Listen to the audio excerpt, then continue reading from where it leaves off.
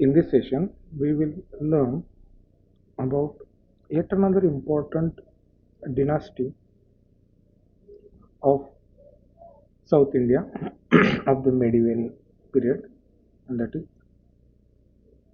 Cholas. In fact, of all these South Indian dynasties, that is Chalukyas, Pallavas, Pandyas, Kiras, Kadambas, and many other.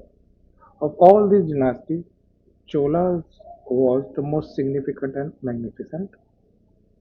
Its influence, its prosperity as compared to all these three dynasties was outstanding. So it forms one very important aspect in the medieval history. So we'll see history of Cholas in detail. The Cholas,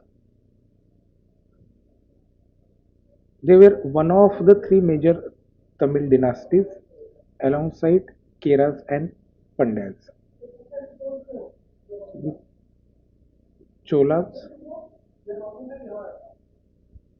Keras, and Pandyas. These three were major Tamil dynasties.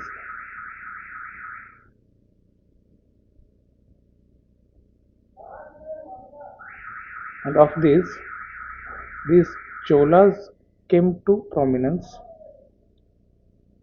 during 9th to 13th century.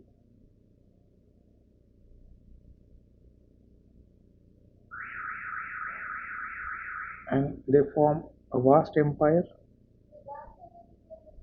with their capital Tanjavur.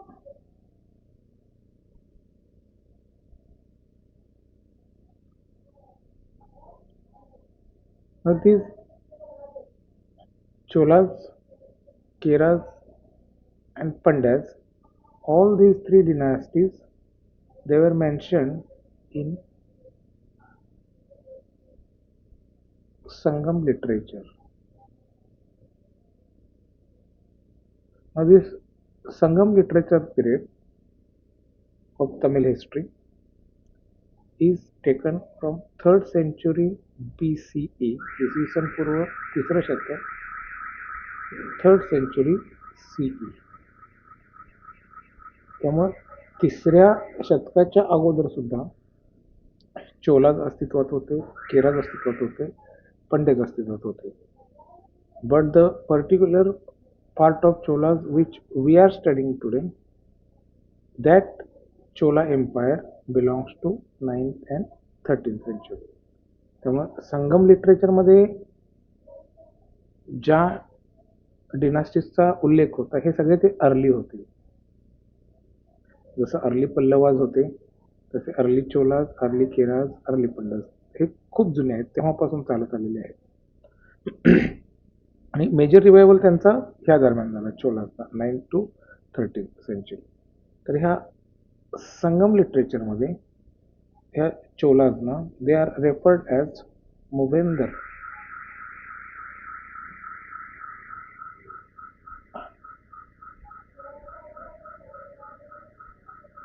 Okay, so हा पण एक factual question होऊ शकतो.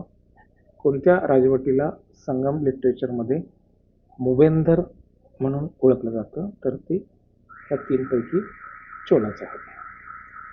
And they extended their rule over south India. हे आपण मॅपमध्ये बघू शकतो. त्यांच्या पीक पिरियडमध्ये साऊथ इंडिया बराचसा त्यांच्या अंकित होता.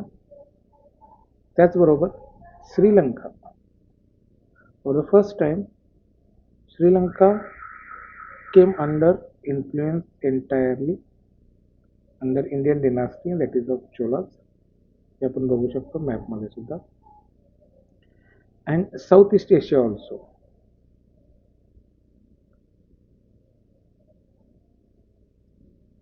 ह्या मॅपमध्ये जर बघितलं आपण तर हा चोला एम्पायरचा डायरेक्ट इन्फ्लुई आहे, एम्पायर आहे, आणि हा जो शेडेड पार्ट आहे तिथे सगळीकडे त्यांचा इन्फ्लुएन्स आहे. सो नेव्ही यांची भरपूर स्ट्रॉंग होती चोलाशी.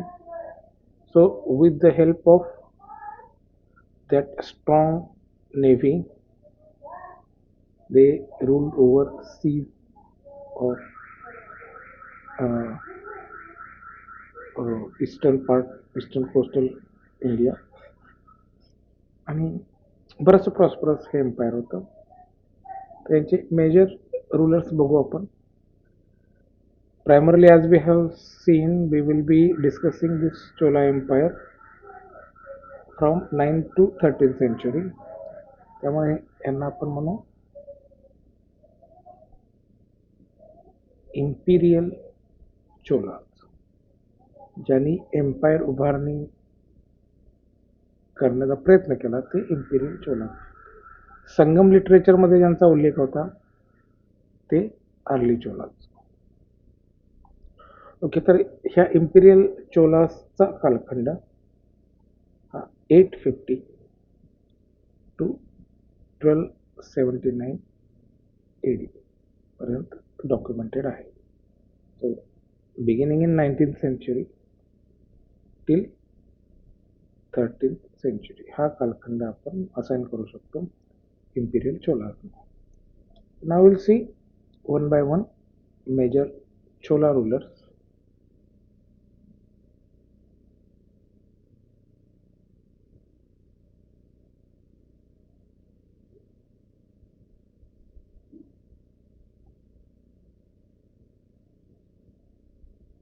So the first among them was Vijayalaya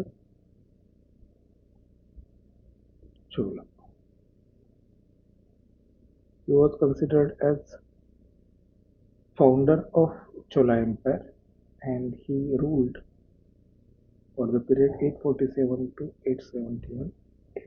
हा पिरियड पाठ करण्याची गरज नाही, पण साधारणपणे 9व्या शतकाच्या मध्यावर स्थापना झाली. नाव लक्षात ठेवायला पाहिजे, विजयलया. He is considered as founder of Imperial Chola, and he captured Tanjore from मुत्तरायर्स नावाची एक छोटी राजवट होती, त्यांच्याकडून त्यांना तंजोर काबीज करून घेतला आणि 1850च्या आसपास चोला एम्पायरची स्थापना केली. After this second prominent ruler we find is Aditya Chola the first. He ruled from 871 to 907. तर साल लक्षात एक्झॅक्टली ठेवण्याची गरज नाही, क्रोनॉलॉजी किंवा सिक्वेन्स महत्वाचा आहे. याची अचिव्हमेंट काय, ही डिफिटेड पल्लवा रूलर अपराजित.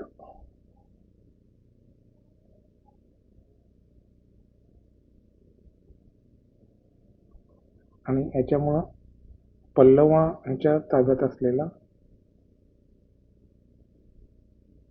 तोंडाई मंडलम हा चोलांच्या ताब्यात आला आणि चोलांचं राज्य एक्सपांड व्हायला सुरू झालं. यातलं मंडलम म्हणजे प्रॉव्हिन्स साऊथ इंडियाच्या कॉन्टेक्स्टमध्ये, त्यामुळे तोंडाई प्रॉव्हिन्स हा चोलांच्या ताब्यात आला. त्यानंतर आपल्याला एक सिग्निफिकंट थर्ड किंग सापडतो, परांतका चोला. परांतका चोला द फर्स्ट. ह्याचा कार्यकाळ 907 टू 955 AD. त्यामुळे सुरुवातीचे राजे जर बघितले, all the 3 Kings they ruled about 30-40 years.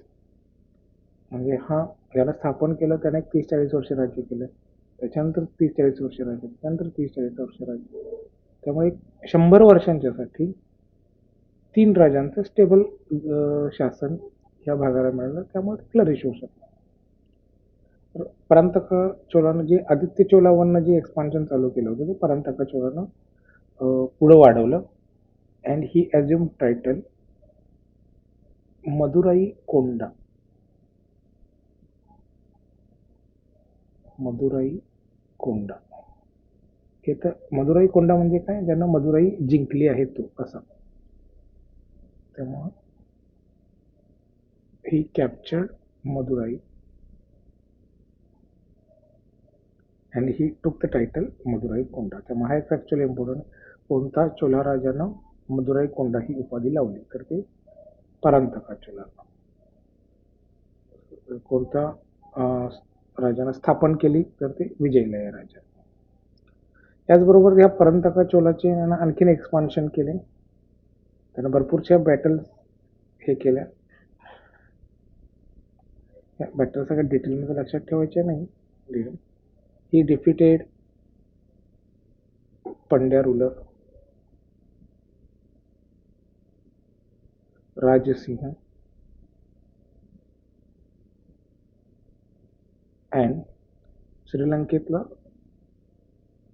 कस्सपा the fifth नावाचा रूलर होता सिलोनचा, त्याला सुद्धा पराभूत केलं परांतका चोलानं.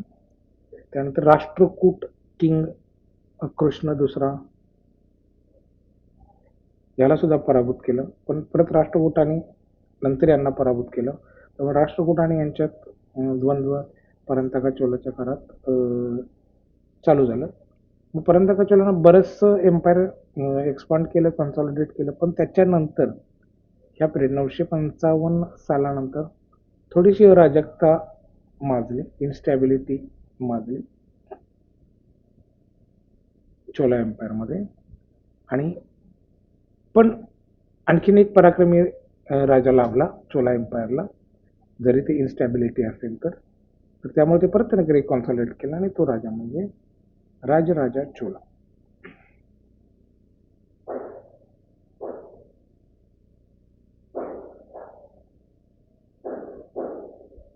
राजराजा चोला द फर्स्ट 985 to 1014 हे साधारणपणे एक 30 वर्षांच्या इन्स्टॅबिलिटी नंतर चोला एम्पायरनं राजराजा पहिला ह्याच्या अंडर परत स्टॅबिलिटी अनुभवली. He is also known bye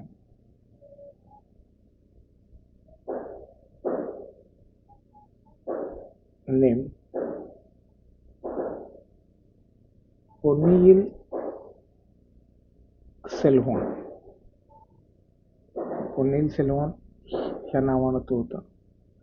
he is also considered as greatest Chola ruler. त्यानं राज्याची घडी तर बसवलीच, पण खूप समर्थपणे त्यानं राज्य विस्तारित सुद्धा केलं. Greatest Chola ruler. He was staunch Shaivite. शैविझममध्ये विश्वास ठेवणारा होता तो, बट टॉलरंट. हे इम्पॉर्टंट आहे. इतर धर्मांच्या बाबतीत तो सहिष्णू होता, पण स्वतः तो शंकराचा भक्त शैवाईट होता. त्यानं याच्याबरोबर आणखीन बरेचसे टायटल्स घेतले. त्यातले महत्त्वाचे म्हणजे जयन कोंडा. पण मगाशी बघितले कोंडा म्हणजे ज्यानं जिंकलेलं आहे ते. त्यामुळे जैन नावाचं जे ठिकाण आहे सिटी त्या काळात त्याने जिंकले आहे. शिवपाद शिखर. हे त्याचं शेवट इन्क्लिनेशन दाखवतं. आहे मोहम्मदी चोला. ह्या 3 टायटल्स त्यानं लावून घेतले राजराजाला. तर मग असे सुद्धा क्वेश्चन विचारले जाऊ शकतात, कोणत्या चोला राजाला ही टायटल्स होते, किंवा राजराजा चोलाचे खाली कोणते टायटल्स नव्हते. आपण मदुराई कोंडा यात नाही आहे हे आपण बघितलेलं आहे. त्याचे थोडेसे मिलिटरी कॉन्क्वेस्ट बाबत बघू.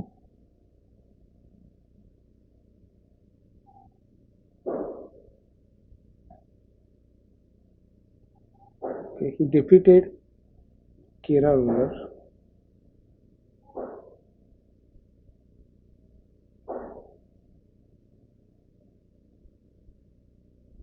भास्कर विवर्मन. हे नाव लक्षात ठेवायची गरज नाही, पण केरळला त्यानं पराभूत केलं. त्यानंतर दुसरं जे होतं पंड्या रुलरला सुद्धा त्यानं पराभूत केलं.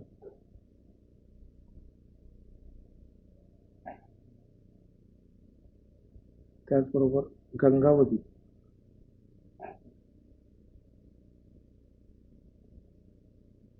मैसूरला त्यावेळी ते छोटे राजे होते, यांना सुद्धा पराभूत केलं.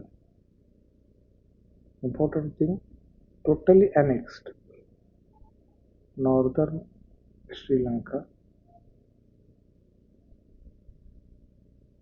श्रीलंकेमध्ये जो आपल्याला आता तमिळ इन्फ्लुएन्स पाहायला मिळतो नॉर्थ श्रीलंकेमध्ये, तो आपण राजराजा चोला द फर्स्टला हे करू शकतो. He shifted capital to Polonnaruwa नावाच्या ठिकाणी त्यानं त्याची कॅपिटल शिफ्ट केली मदुराईवरून. And now yet another important naval conquest of Maldives.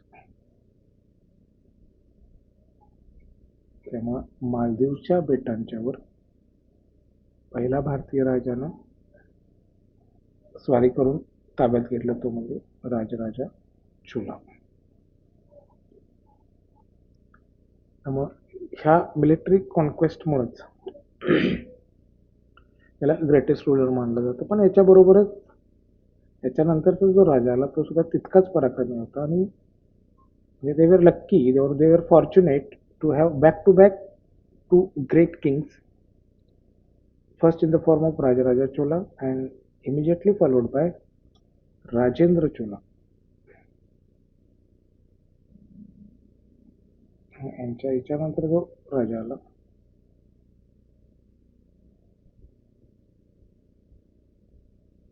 Rajendra Chola first, याची कारकीर्द 1012 to 1014. Yet another period of 30 years we see.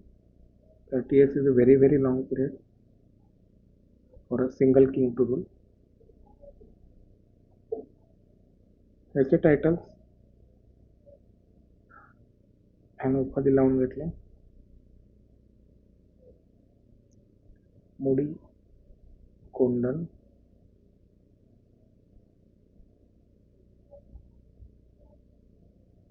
Gangai Condon,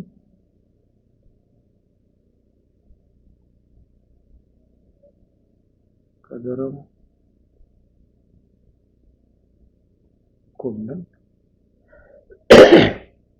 तर हे शेवटचं कोंडन म्हणजे काय, ज्यानं विजय मिळवलेला आहे तो त्या भागावर. पंडित चोला,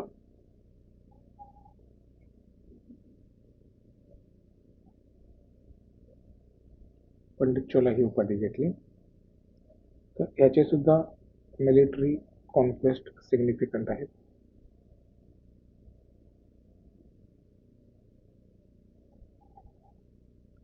सगळ्यात इम्पॉर्टंट म्हणजे याच्या अगोदर राजराजा चोलानं नॉर्थ श्रीलंका ताब्यात घेतली होती. राजेंद्र चोलानं अनेक्स्ड श्रीलंका, कम्प्लिटली. श्रीलंका पूर्णपणे यानं ताब्यात घेतली.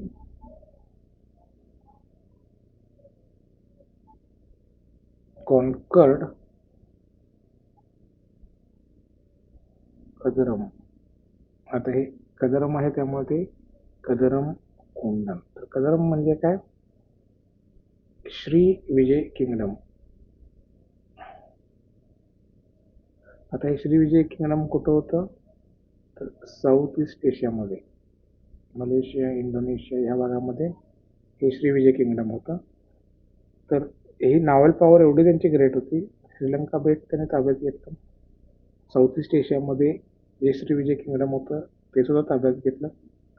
आणि इकडं उत्तरेकडं सुद्धा भारतामध्ये सुद्धा त्यांनी विस्तार केला. डिफिटेड पाला रुलर जो होता त्यातला महिपाल फर्स्ट ऑफ बेंगॉल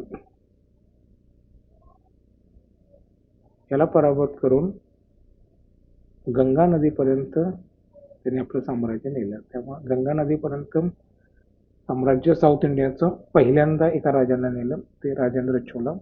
त्यामुळे त्यांना आपलं उपाधी लावून घेतला गंगाई कोंडण.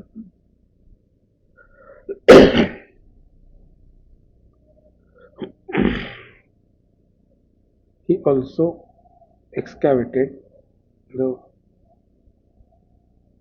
Cholangangam irrigation tank. इरिगेशनमध्ये चोलांचं बरंचसं इम्पॉर्टंट सिग्निफिकंट काम होतं, ते आपण बघू. तर जे काम राजराजा चोलानं सुरू केलं होतं ते तितक्याच ताकदीनं राजेंद्र चोलानं सुद्धा पुढे कंटिन्यू केलं. आणि ह्या दोन राजांच्या 60-70 वर्षांच्या कारकिर्दीमुळं चोला एम्पायर हे बरंचसं फ्लरिश झालं. की आता याच्यानंतर थोडीशी उतरती कळा लागते. अनफॉर्च्युनेटली इथून पुढे त्यांना चांगले राजे लाभले नाहीत. शेवटचा एक राजा आपल्याला सिग्निफिकंट सापडतो तो म्हणजे कुलोथुंगा चोला द फर्स्ट 1017 to 1128. हा सिग्निफिकंट काळासाठी ते थोडाफार त्याला राज्य केलं. यानं थोडंसं स्ट्रेंथनिंग केलं ॲडमिनिस्ट्रेशन अँड ट्रेड.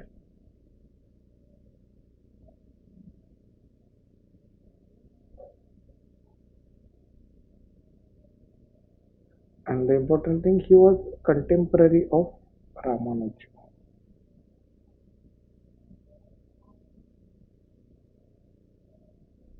ह्या काळात रामानुजाचार्य म्हणतात ना, रामानुज नावाचा फिलॉसॉफर अद्वैताचा होऊन गेला साऊथ इंडियामध्ये. तर हा कुलोथुंगा चोला हा रामानुजाचार्यांचा समकालीन होता. आणि आणखीन एक महत्त्वाचं काम याला त्या कामासाठी ओळखलं जातं की याने बरेचसे टॅक्सेस ॲबॉलिश केले. Abolished taxes and he earning the title. म्हणजे त्यांना स्वतःला टायटल त्याच्यामुळे घेतलं सुंगम तवीर्त. त्यांना टॅक्स माफ केले आहेत आणि प्रजेला थोडाफार दिलासा दिला आहे. तर ह्या आयडेंटिटी कुलोथुंगा चोलाची आहे. आता ह्याच्यानंतर जे चोलाचे सगळे जे राजे आले ते अतिशय वीक आले. वीक सक्सेसर, याचे जे उत्तराधिकारी होते ते अतिशय वीक होते. आणि यांच्यातलेच आपण बघायला तर राजेंद्र द थर्ड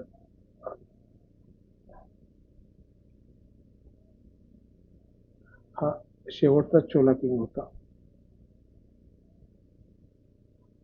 आणि ह्याला डिफीट केलं पंड्या किंग. म्हणजे यांच्यात पंड्या, चोलाज आणि केराज यांच्यात काय एकमेकाच्यात भांडणं होती. He was defeated bye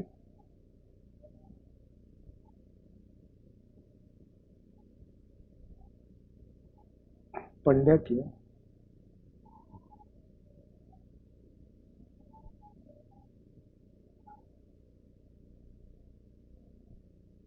Jatavarman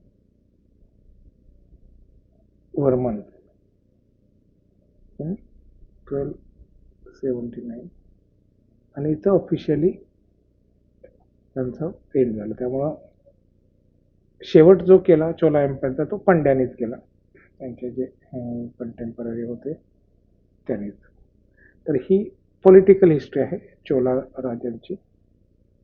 तर लक्षात ठेवण्यासारखे राजे हे प्रॉमिनंटली राजेंद्र चोला याच्या अगोदर आलेला राजराजा चोला. राजराजा चोलानं श्रीलंकेवरची सुरुवात केली आणि राजेंद्र चोलानं ते कंप्लीट केलं. त्याच्या अगोदर सुद्धा सुरुवातीच्या कालखंडामध्ये सुद्धा ह्या राजवटीला एक स्टेबल राजे मिळाले होते. तर त्या अनुषंगानं हे इम्पॉर्टंट आहे.